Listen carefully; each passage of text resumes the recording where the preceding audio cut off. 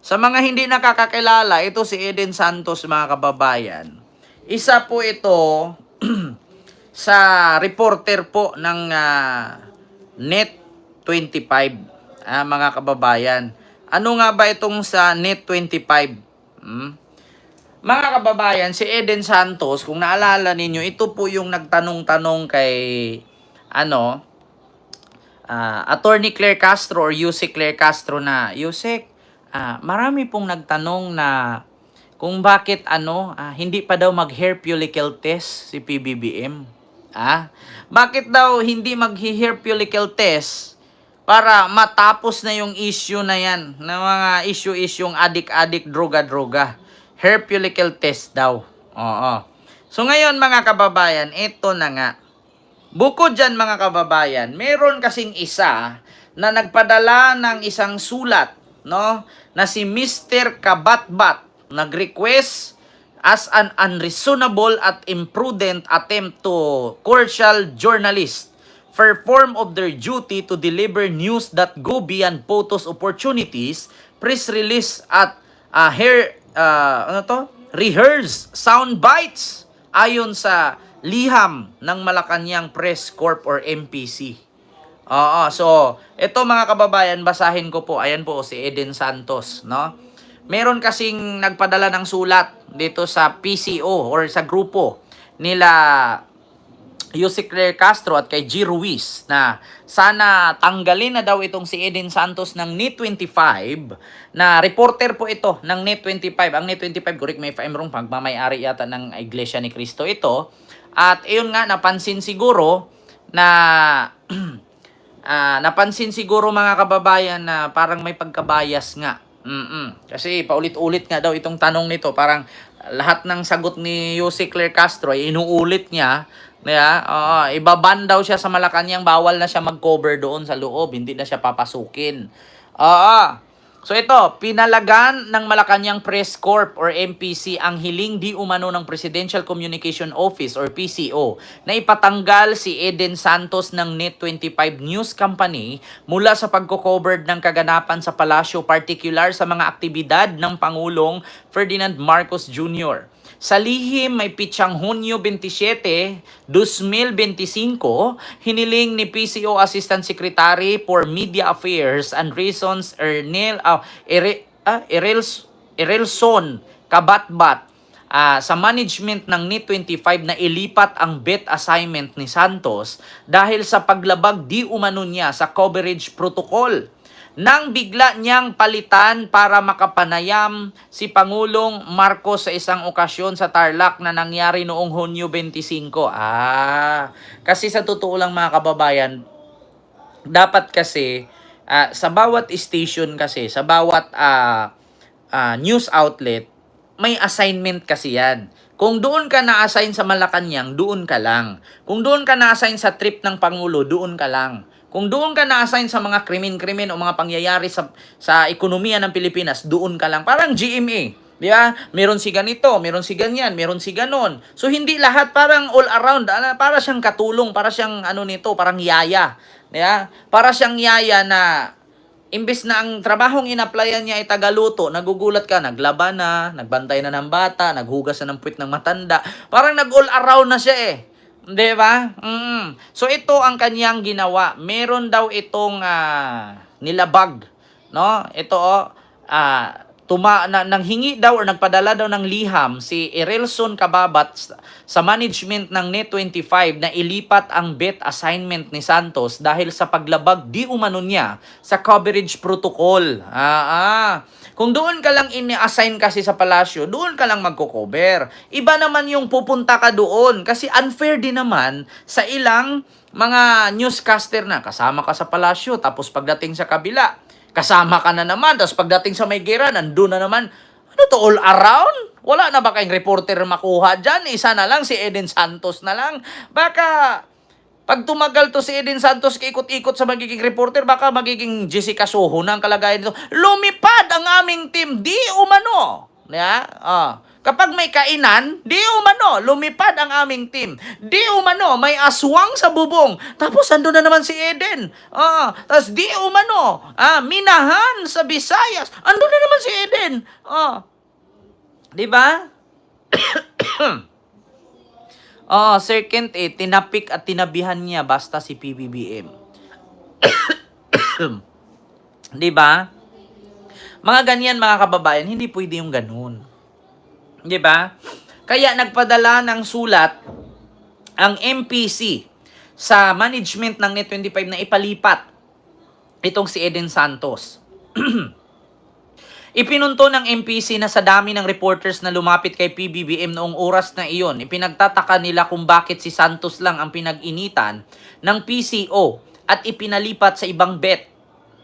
A video clips of interview clearly showed that the president himself had approached the members of the media because the noise in the venue prevented him from hearing the question clearly.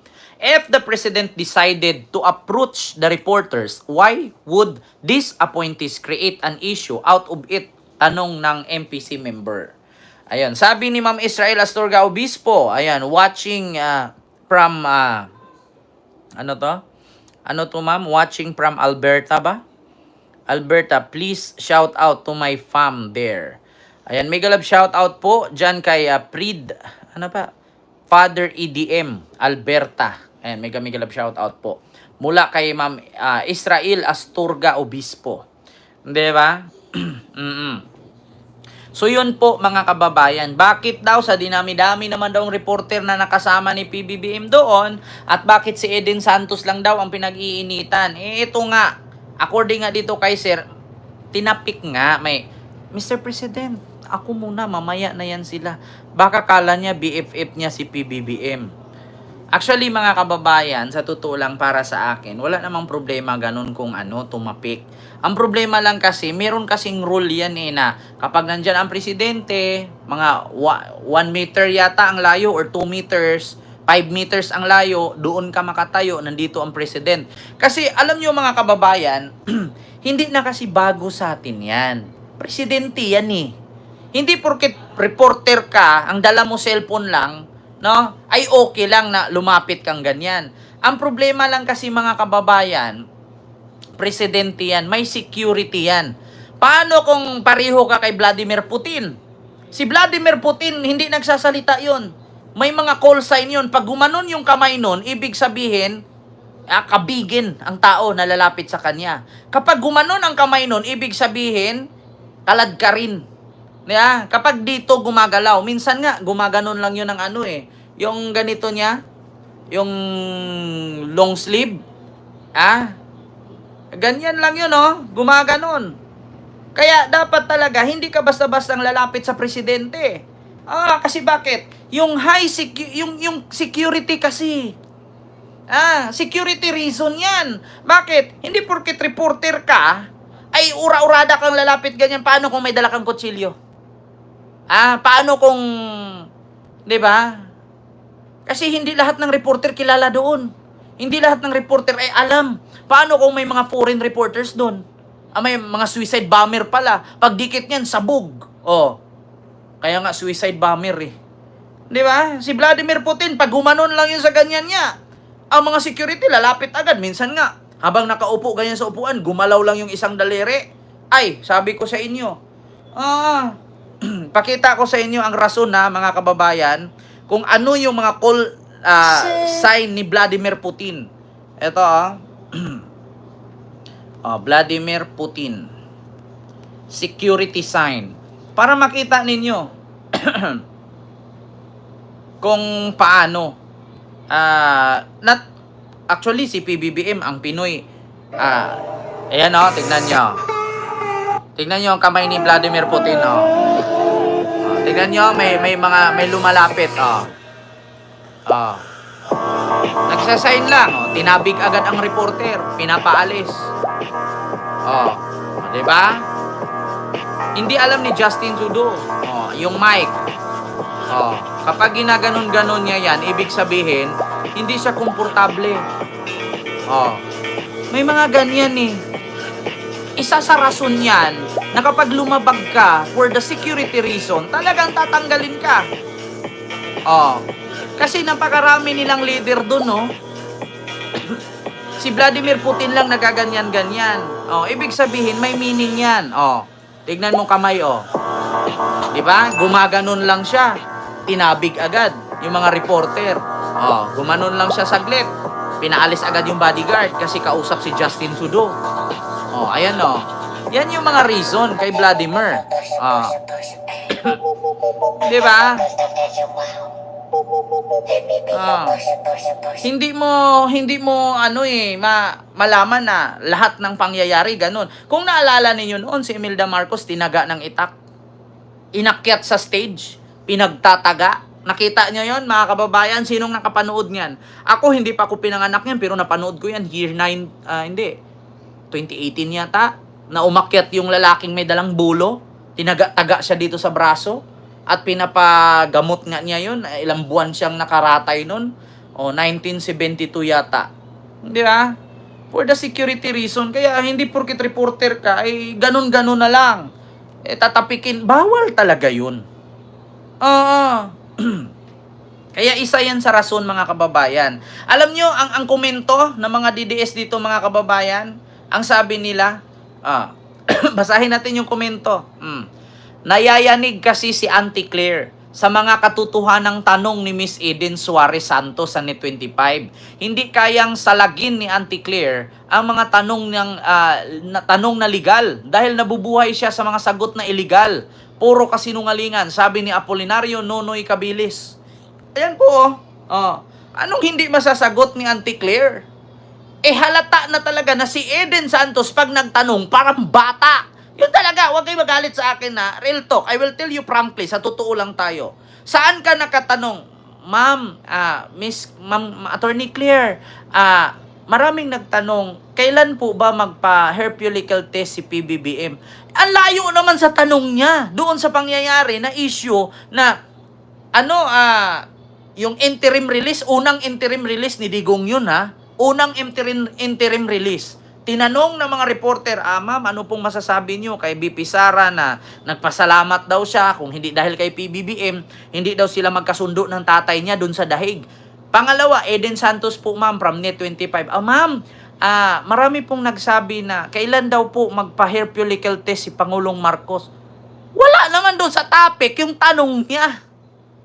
Diba? Puro lang kasi siya tirada kay PBBM. Actually, lahat po ng tanong ni Eden Santos, more on PBBM. Kaya nga sabi ni Attorney Claire Castro, dapat sabihin mo kung sino yung nagtanong. At saka kung sino man yung nag-issue, dapat siya ang maglabas ng ebidensya na may ganong issue, kaya hindi magpa-hair follicle test kasi addict. Takot malaman. Dapat kung sino yung nag-issue, siya yung maglabas. Diba? Mga ganong tanong, hindi kasi pangit kasi yun eh. Alam mo yung tatanungin ka nga, ma'am, ano pong reaksyon nyo ma'am na na-impeach ka sa Congress? Yung sagot mo ang layo. Alam nyo, mas masakit ang maiwan ng boyfriend o girlfriend kaysa sa ma-impeach sa Congress. Di ba ang layo? Anong reaksyon mo na na-impeach ka sa Congress? Ang sagot mo, mas masakit ang iniwan ng boyfriend at girlfriend. Di ba? May connection ba sa taong bayan yung boyfriend at girlfriend? Kalandian. Di ba parang, kung ako sa unang asawa may 3 anak, sa pangalawang asawa may 4 na anak, anong tawag sa akin? Anong sagot ng bata? Kalandian, ma'am. Yeah? Kalandian po, ma'am. Ganun, di ba? Ang layo. Dapat ang sagot doon, 7 po, ma'am. Ang sagot kasi, kalandian po, ma'am. Ganun sila pinag-aral. Alam nyo yung tatay nga ni Sara Sidigong, ang kauna-unahang Pilipino na naka-experience ng Keto 12. Bakit? 3 beses na expelled sa high school. Kasi basagulero. Siya ang kauna-unahang nakagamit ng Keto 12. High school, hindi pa pinanganak si Pinoy niyan. Panahon pa ni Pinoy yung Keto 12. Kamakailan lang. Last 3 terms ng president. Diba?